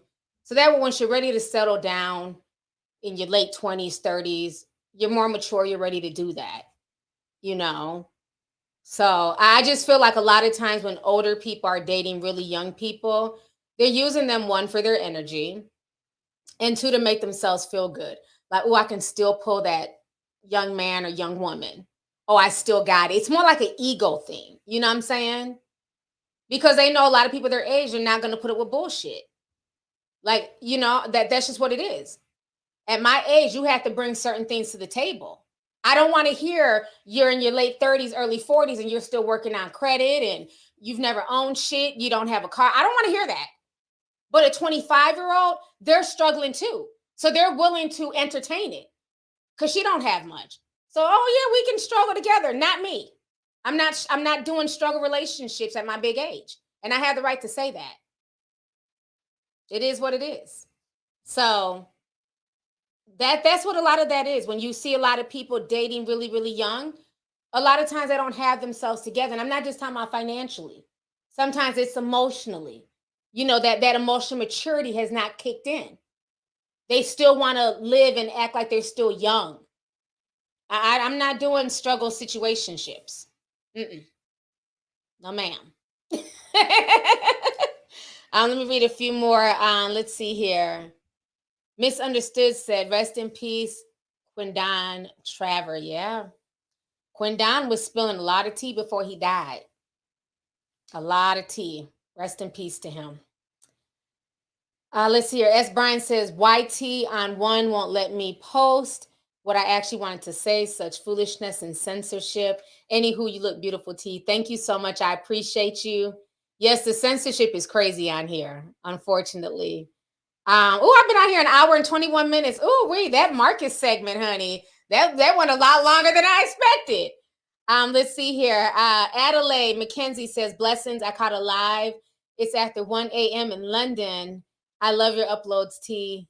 Sippers, how long you been on? Keep being great. I've been on for an hour and 21 minutes. Thank you for coming through, sis. Let's see here. I am Honey P says, single women with no kids get shitted on and looked down on for not having kids, regardless of the reason why. Thank you for going live today, T. I needed that. That is so true, too. People who don't have children, that's why it's always funny when you'll have people talk about, get with somebody who don't have kids. I definitely agree with that, especially if you're young. Y'all should start life together. But yes, a woman, especially if she's older and she doesn't have kids, people will look down on her. Like, why don't you have children? What's wrong with you? Just like a man. A man, if he's older and he does not have children, women will be like, what's wrong? Is something not ticking? Why don't you have kids? So yeah, once you get a certain age, people do look down. Yep, Ashanti's one. A lot of people be looking down on Ashanti like, she was with Nelly all that time. How come she don't have no kids? So yeah. So I think even if he was to meet a woman in her 40s who didn't have kids, that wouldn't be good enough for him. That's what I'm saying. Like, stop playing these mind games. Just say you want a young woman who didn't have kids that you can mold and shape into the wife that you want her to be, and move along. All that mush mouth bullshit, because that's what it was. Because even a lot of older men are not checking for women who don't have kids, who are older. Now, if they're younger and don't have kids, they're game. But if they're 38 and they don't have children yet, and they're still fertile and they want a family, it's like an issue for some people. So I'm glad you brought that up. Thank you, sis. Don't let anybody make you feel bad for not having children. You know what I'm saying? If it's meant to be, it will be, but it's nothing to feel bad about. It doesn't make you less of a woman or less of a man. It just means you haven't found the right person to have children with in this point in time. So let's see here. So now let me go ahead and talk about the next topic here. Oh my gosh, we got to get on this whole King Von thing. This is about to be a 2-hour stream, y'all, because I got a lot to say about this. Now, y'all have been asking me for a while, and I hadn't gotten a chance to watch it until this week because I have been busy. The King Von serial killer documentary was released by this white man named Trap Lore Ross. He's a YouTuber. Now, what's very interesting about this, if you guys, who remembers, put a teacup in the chat, when me and BL Sherelle did a podcast close to 2 years ago after King Von died, and I said flat out, King Von was a serial killer. There is no RIP coming from me. I don't mourn people who kill multiple people. And the fact that this is being praised is bullshit. If this was a white man in the Ozarks who was kidnapping people and killing them and leaving their bodies throughout the Ozark Mountains, nobody would be calling them a savage and a goon. They would be called a serial killer. Y'all remember I said that? I've been calling King Von a serial killer ever since that man died. So, the white boy that made a serial killer documentary about King Von, I got a chance to watch it. It was 3 hours. I said, well, damn, this is a deep dive for that ass. But it was good. It was good. Let me say this first and foremost. I can respect a documentary because they are not easy. I have watched Trap Lore Ross's work before. He did a great job on the whole drama with the Jacksonville boys that, Spot 'em, Got 'em, and Young and Ace, and Coolio, whatever. He did a good job breaking that down. But I will say this. It was something he did that turned me off. I forgot what documentary or what video, but he had like his hair in twisties. It was like rainbow colored. I don't know. He was trying to act like some type of hip hop. To me, he was playing digital blackface. And I forgot what video, but once he did that, he had gold teeth and he was just doing too much. I tuned out. I stopped. Like, if you're going to do documentaries, but all these little caricatures of rappers, I wasn't here for it, so I kind of tuned out. So when people were telling me to watch this documentary about King Von, it was long, so I had to break it up over the past few days. But I got a chance to fully watch it. And this is a lot of stuff that I had been known. I've been on that Reddit subreddit where they've been putting the pieces together for years. I thought he did a good job. I thought it was well done because the way he did it, the way it was shot, the way it was edited, it was a masterpiece. It was a lot of work. And one thing for me as an editor, I can always respect somebody who takes time to gather facts, to do really good editing. The editing was on point. And the fact that it was that long, I can tell you, it probably took him a month or more to do that entire deep dive. These deep dives, that's nothing he did overnight. And then he wasn't doing a voiceover, he was on camera. So that's even more work when you're on camera, speaking and doing all that stuff. So yeah, it was 3 hours. It was long. Now, from what I heard, there was some controversy. They said King Von's cousin, y'all can write the name in the chat, child. They said that King Von's cousin got the documentary flagged. And he said it took him 3 months. Okay. I knew it took him a while. Okay, so 3 months. I wasn't sure, but I knew it had to take a month or more. So thank y'all for posting that. So it took him 3 months. I can believe that because it was well detailed. And y'all got to realize, just the research alone takes so much work to research and get everything in chronological order. And I don't know if he does this himself or if he has a team. I'm not sure. But this was a very good documentary. Okay, this was like Netflix level to me, in my personal opinion. Now, I was Balo. Thank y'all for writing the cousin's name. Balo Man. I ain't got time for all this ratchet shit. Balo Man came out and said, hey, you're making my cousin look bad. How dare you? And he got YouTube to take down the documentary. So I think when I went to go watch it initially, I couldn't find it. I said, well, damn, grand opening, grand closing. So then it came back. So I was able to watch it the other day. So I watched it. I enjoyed it. But I will say this. It is very interesting how a man from the UK, who's very far removed from anything that's going on here in America, has been able to set himself up very nicely, get a nice bag, honey, off of, once again, Black death, murder, debauchery, and bullshit. Okay, he's all the way in the UK. And I noticed a lot of rappers before this King Von situation, they've never given him as much smoke. And I've spoken about this when me and BL Sherelle did another podcast. They've never given him as much smoke as they did DJ Academics and other people who made those Warren Chirac videos and stuff like that. Just like they never give a lot of smoke to like No Jumper and things like that. It's like if a white man is talking about these issues, then it's, oh, he's just doing a deep dive. He's just doing a YouTube video. But when black people are doing it, y'all need to chill, y'all are snitching and all this stuff. So I thought that was very interesting. Now, another thing that was very interesting is the dialogue that came from this. And this is what I want to talk to y'all about. We're not going to watch all these clips. We're going to watch a few. He ended up doing a meetup here with Van Lathan, who used to be, he used to be from TMZ, but now he has his own podcast. And some guy from Chicago,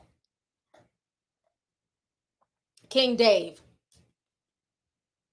So they interviewed Trap Lore Ross and DJ Academics, but this clip is just with the three men. So let me share my screen. We're gonna watch this, and I have a few things to say about this here.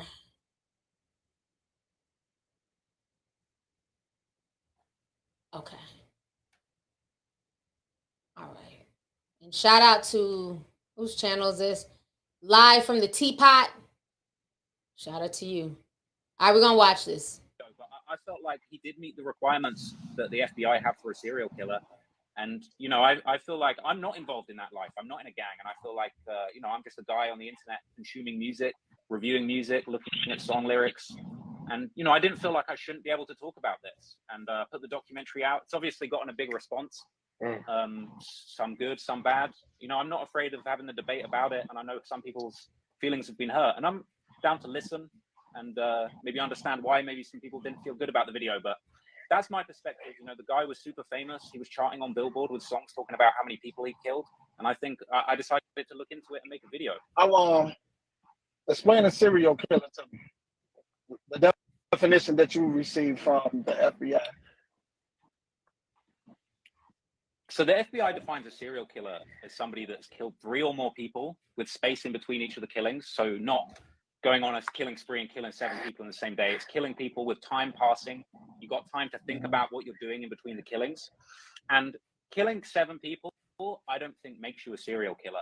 The other element of what FBI defines as a serial killer is the element of psychological gratification. So people getting something out of the killings, people getting a sense of self-esteem or a sense of excitement out of the murders, a sense of excitement about not getting caught. And I feel that really the time when Von could really be classified as a serial killer isn't when he killed all those people allegedly in the gang war. It's when he started rapping about it. It's when he started trying to convince the whole world that he had done this. He wanted the whole world to know that he had 7 bodies, as he said, and he wanted to continue killing people. He had that famous lyric where he said, killed some N-words, I'll do it again. You know, he allegedly put up $100,000 and arranged for FBG Duck to be killed after becoming a millionaire. So I think it's really not the fact that he was in a situation, you know, where unfortunately he was pushed into violence by circumstances of where he grew up. That's not what I think makes him a serial killer. I think it's unfortunate a lot of people are born into difficult areas and are forced to do things to survive. But I think when it came to Von, when he became famous, he became a millionaire, he kept one. Let me fast forward a bit to when this black man, King Dave, talks. But again, and that they can't play with you. You know, that's how. Even though it's going on, every time it jumps into the people's eye, it gets bigger. And somebody else build up more courage to go out here and do and commit more killings. You know what I'm saying? So it's like, it's deeper than just Von. Like, you got to think about Von kids growing up watching the video about their father being a serial killer. It's okay he rapped about it. Parents and they people couldn't explain music to them because being an artist, you're a character. So I think the people that's like you, that's not really in this, not really from the culture, y'all take it as if, damn, this really won. Oh, this really such and such. These people be characters. You ever seen Famous Dex? He be two different people. The baby, he be 2 different people. So just because Von was just tweeting, oh, I want to catch a body, he could have been talking about knocking down a female or something. You know what I'm saying?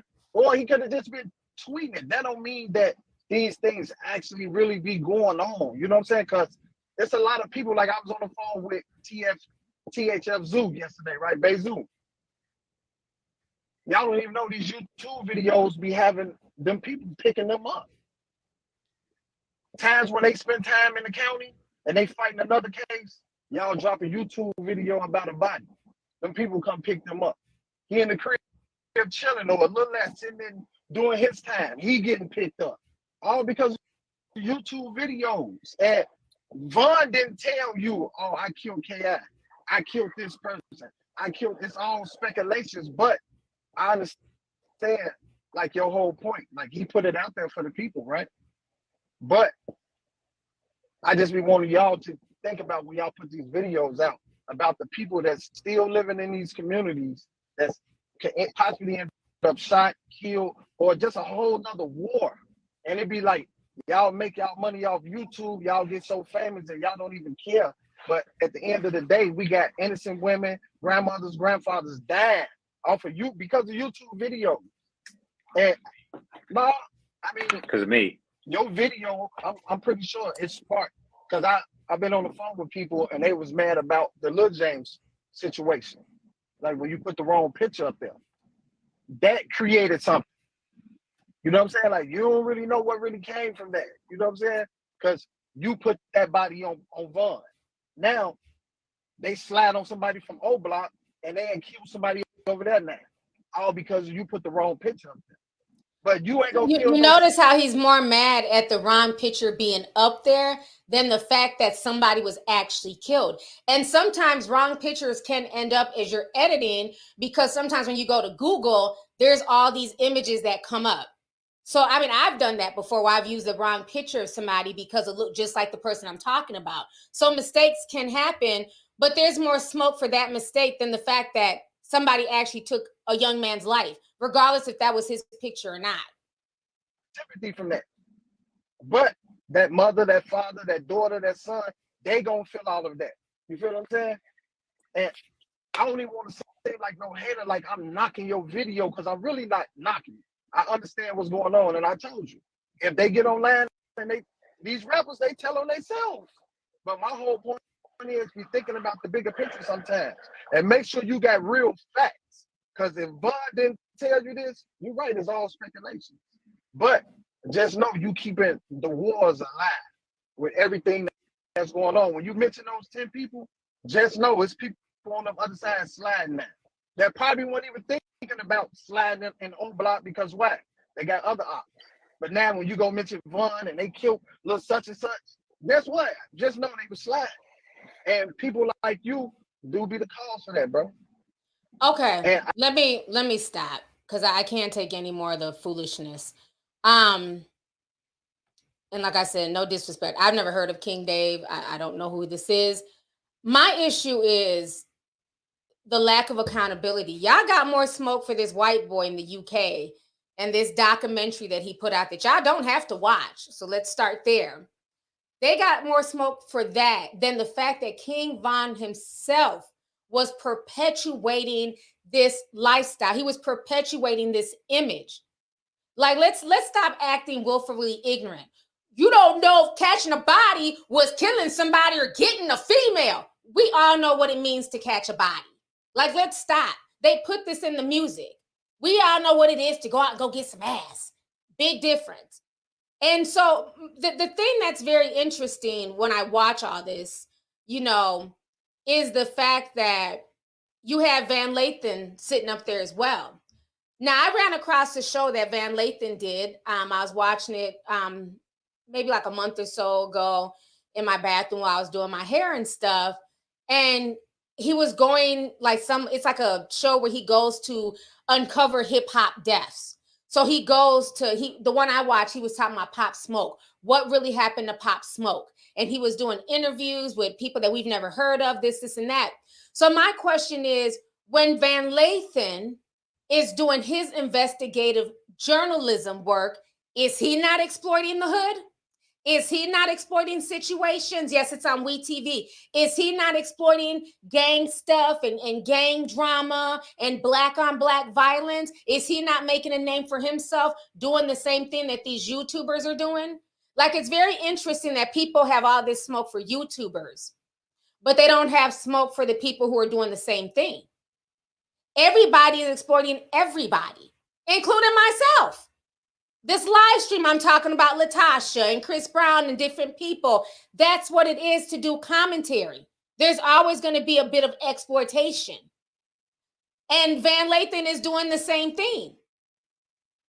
So for this guy to be so upset to me doesn't make any sense. Also, why has nobody ever held LeBron James accountable? LeBron James has far more reach than a Trap Lore Ross, a DJ Academics, me. Y'all know I ain't got that much reach compared to these guys. But where's the shame for LeBron? Let me go ahead and refresh y'all's memory. Because remember, it was LeBron James who really put a lot of people on to King Von. You know who the hell King Von was like that? To LeBron James, who I follow, okay, because I'm into sports, was banging King Von while he was working out. Google how many times LeBron has shouted out King Von. Let me share my screen because we bring receipts around these parts.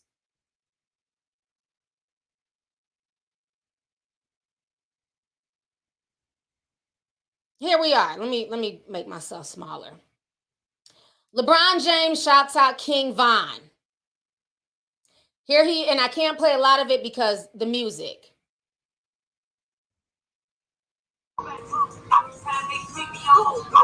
Him dancing to King Von's song.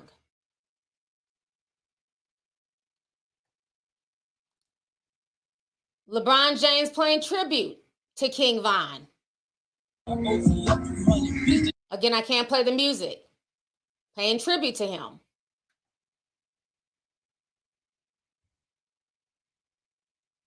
LeBron James listening to King Von.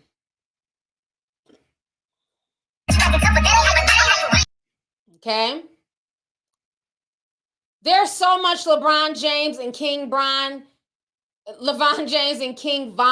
to the point where people are calling King Von or calling LeBron King Von or some mess.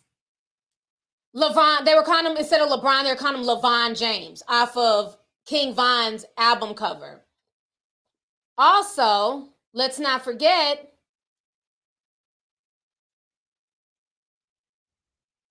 Bronny also introduced a bunch of young kids to King Von. Go ahead. Hold on. You want real Insta? That was him on his live stream playing King Von. Okay? So what confuses me about this situation is that people always have smoke for YouTubers, for the people that they know they can pick on easily, like this white boy in the UK. And kudos to Trap Lore Ross for not backing down and, you know, really holding his own. Okay? I'm sorry, but LeBron had more influence on people going to go find out who King Von was than Trap Lore Ross. I really heard that music because LeBron kept working out to this shit. And then my nosy ass was like, well, who is King Von? And then I listened to Welcome to the O and all that stuff. But I've never seen any of these black men have a thank piece on LeBron encouraging young people to go listen to King Von, who was a serial killer. On top of that,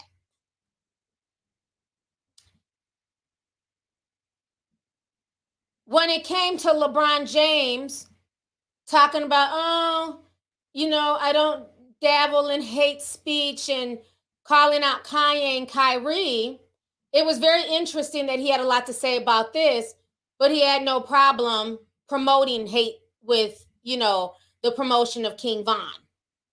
So let's go ahead and watch LeBron James a few months ago. Your position, you've been in the position in the past to speak for I can tell you this, it's simple. Me personally, I don't condone any hate to any kind, to any race, to Jewish communities, to Black communities, to Asian communities. You guys know where I stand, and it's part of the reason why I didn't air the Shop episode, why we kicked that, you know, out of the archives, because it was hate conversation going on there, and I don't represent that. You know, there's no place in this world for it. Nobody can benefit from that.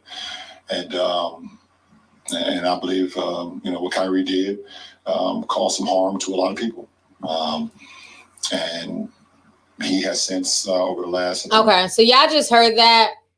So like I said, I'm not knocking LeBron for listening to King Von. That is his grown business. I don't tell people what they can and can't listen to. I'm very much aware that, King Von was a fan of LeBron James. What I'm saying is I'm pointing out the hypocrisy for y'all who are slow and don't get what I'm saying. The hypocrisy to me is that LeBron has enough wherewithal to know, oh, I took Kanye off of my Shop episode because he was saying mean and spiteful things towards the Jewish community, and I don't condone hate. Okay? In the same breath, he also has, in the past, promoted King Von, who's done nothing but promoted hate about other Black men in his music. Do y'all get what I'm saying? The hypocrisy. So what I'm saying is this.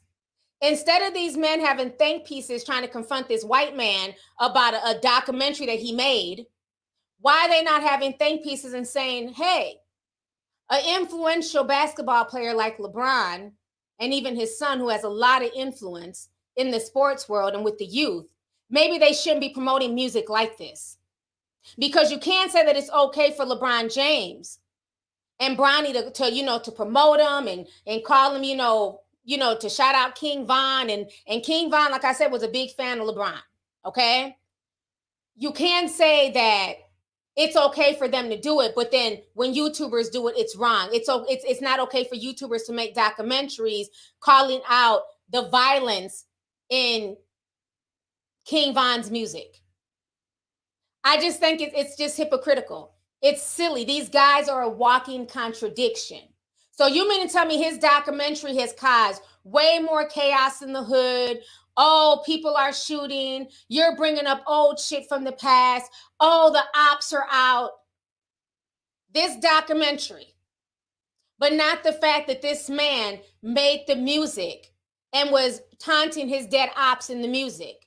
Why didn't they have this think piece with their homeboy before his death and say, hey, how about you stop promoting this? How about you stop making fun of other dead rappers? How about y'all stop smoking Tuka?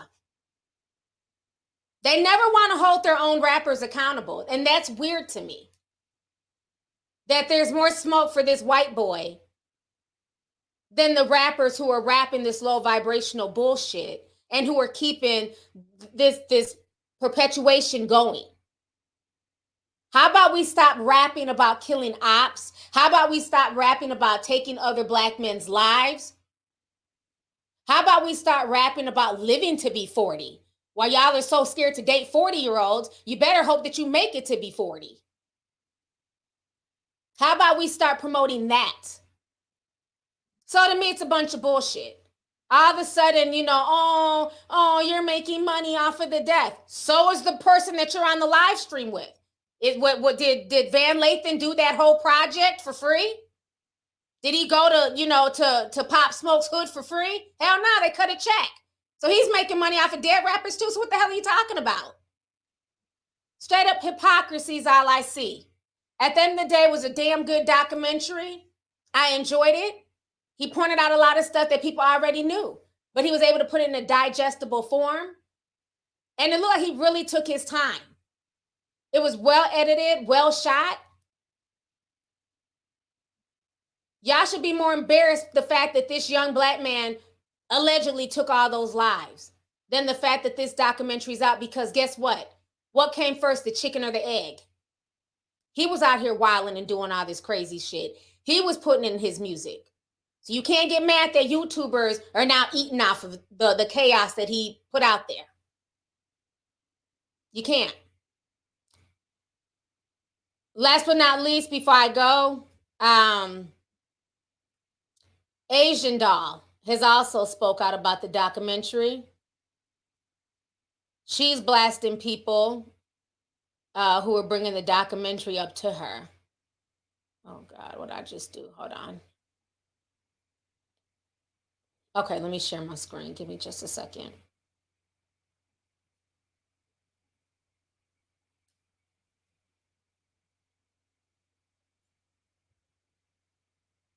Okay, here it is. Okay. So Asian Doll rips King Von serial killer documentary. It's nothing but lies.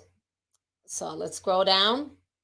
So somebody says, the King Von documentary was so long, I went to sleep and woke back up and he was still killing people. Facts.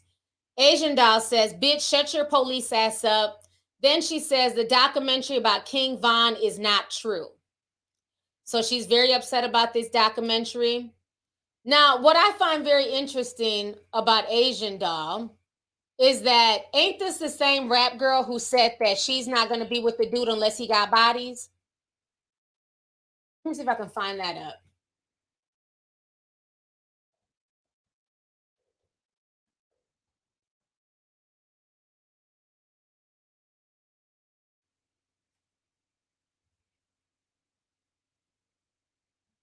Here we go. I don't, we keep receipts around here.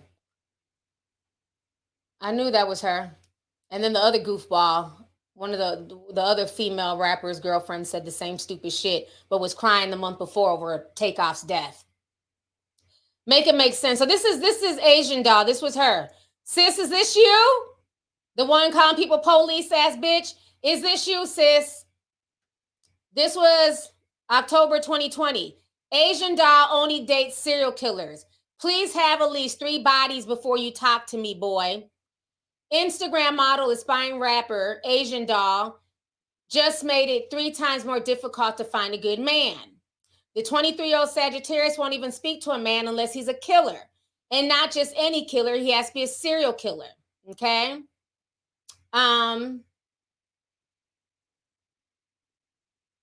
She says, please have at least 3 bodies before you talk to me, boy. I like killers, she tweeted on Tuesday. The Doll's hardcore tweet was a little too gangster for most of her female followers to relate to. I ran over a puppy before and I cried, but I'm still a G, wrote one Twitter user. Another one says, only thing I killed was 2 goldfish and a hamster. Does that count? So she since deleted that tweet. So for her to now try and call people, you know, police ass bitches and say that the documentary wasn't true, sis, I don't believe you. You need more people. Okay? It's insane to me. Like I said, we don't forget anything around these parts. We keep receipts. So now all of a sudden, so when he was alive, oh, y'all loved the persona of him being the silent, what they call him, the silent assassin, you know, the serial killer. He would just keep eating cereal randomly. You bragged to the females who followed you, again, perpetuating that Black women only want thugs. No, most Black women don't want thugs. That's a stereotype. So you're perpetuating a stereotype. This, what is it called? The soft-spoken assassin. It was some nickname, child, that y'all gave him on Twitter. And now all of a sudden she's crying and saying that, you know, everybody's the police and he didn't do this.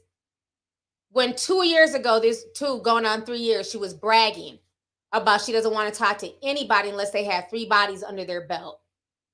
That has done more damage because think about all the young boys who follow her because she's beautiful, beautiful girl. And now the young boys who follow her think that's what I have to do to be able to get a baddie like Asian Doll. I have to go out here and go kill other Black men to be able to slide into her DMs. And y'all can say, oh, it's just a joke. You're taking stuff too seriously. Words have power. How many times I have to tell y'all that on my channel? The power of the tongue. So I don't take anything lightly. And I never will. Words have power. So when you're joking in that manner, best believe that there are some real people who are thinking that that's the way to go. So yeah, so people trying to get mad at this man's documentary, all these foolish excuses that these men were making for King Von's behavior, to me is sad. It's really sad. Don't blame him for the violence on O Block and for the violence continuing. Hold the people who are continuing to perpetuate the violence, hold them accountable. just this week, and remember, I posted the video, didn't get a lot of views because y'all don't like serious topics, but it's all good. I still went ahead and did it, even though it's demonetized and it didn't get as many views as the video I posted the next day. But y'all remember, just this past weekend, this was going down in Chicago. Let me find it.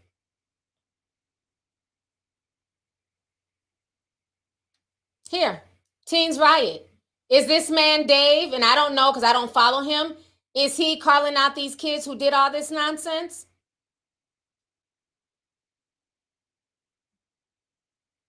Remember?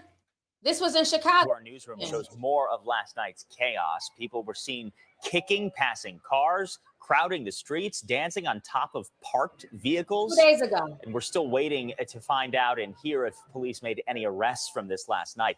Earlier in the day yesterday, a viewer shared cell phone video showing a group of people jumping on a car that is driving along Michigan Avenue. So where is King Dave Von from TMZ? Oh, sorry, Van Lathan, sorry. Van Lathan, formerly of TMZ. Where's the think piece on this foolishness? Because I don't even know if any other Black YouTubers even covered this outside of myself. Maybe others did. I'm just saying. I know I did. It didn't get a lot of views, but I still covered it. Chaos has erupted in downtown Chicago. The reports of hundreds of teenagers smashing car windows, getting into fights. Look at this.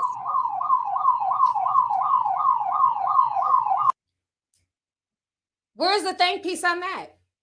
Where's the let's all come together and do an Instagram chat on what just happened this weekend? Like I said, I don't follow them. Maybe they did do a thank piece. I don't know.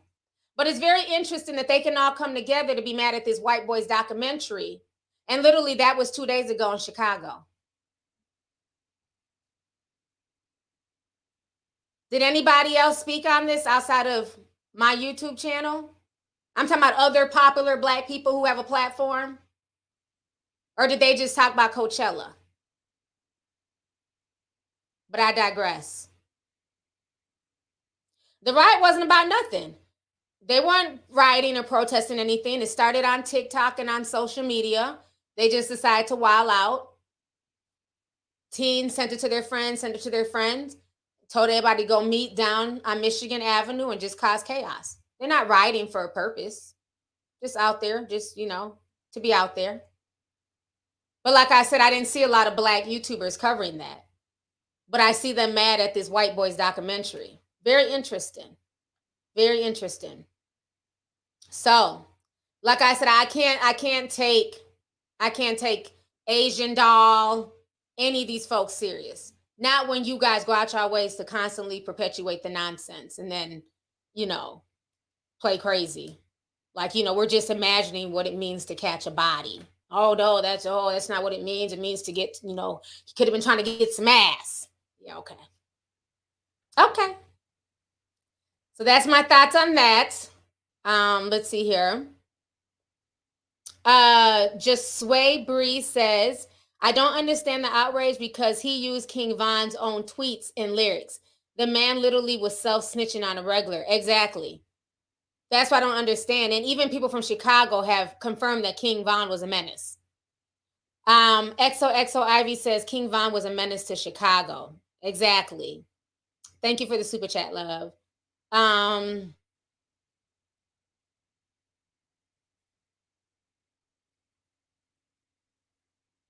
Tashani Loves at 999 says, I missed most of live, but I had some tea on Marcus Houston and his wife in 2017 at the Cheesecake Factory in Riverdale. He stays in the IE, the England Empire. He's laying low, so they've been together for a while. I believe it. Thank you for the super chat, sis. Doozy Does says, I'm behind on the love, but I heard Rock Hill, come on back to I'm not coming back to Rock Hill, but I will come to visit though. I still love Rock Hill. I'll come to visit. I still got friends out there. But thank you. Rel Felisto Sen5 says, bring back the draft and mandatory military school for any kid that isn't going to college. That'll stop them from rioting. Okay, so let me cover my last story because I've been on here for almost 2 hours. So the last story is the robot child. If you guys do not know, this happened a few days ago. It went viral.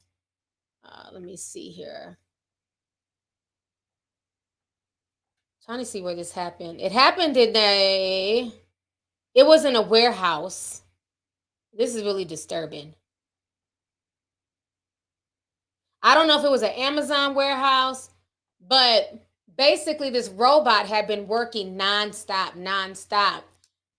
Child, this damn robot done passed out and fell. I don't care what's funny, but I'm gonna go ahead and share my screen so y'all can see this video. Okay. So just watch this robot. He's been working all day.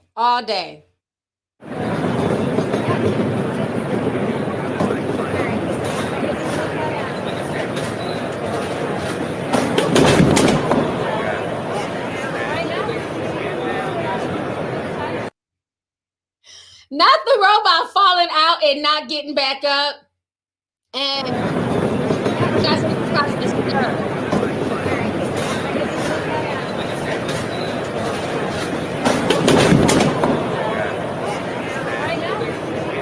He even fell over like he was a human child. Just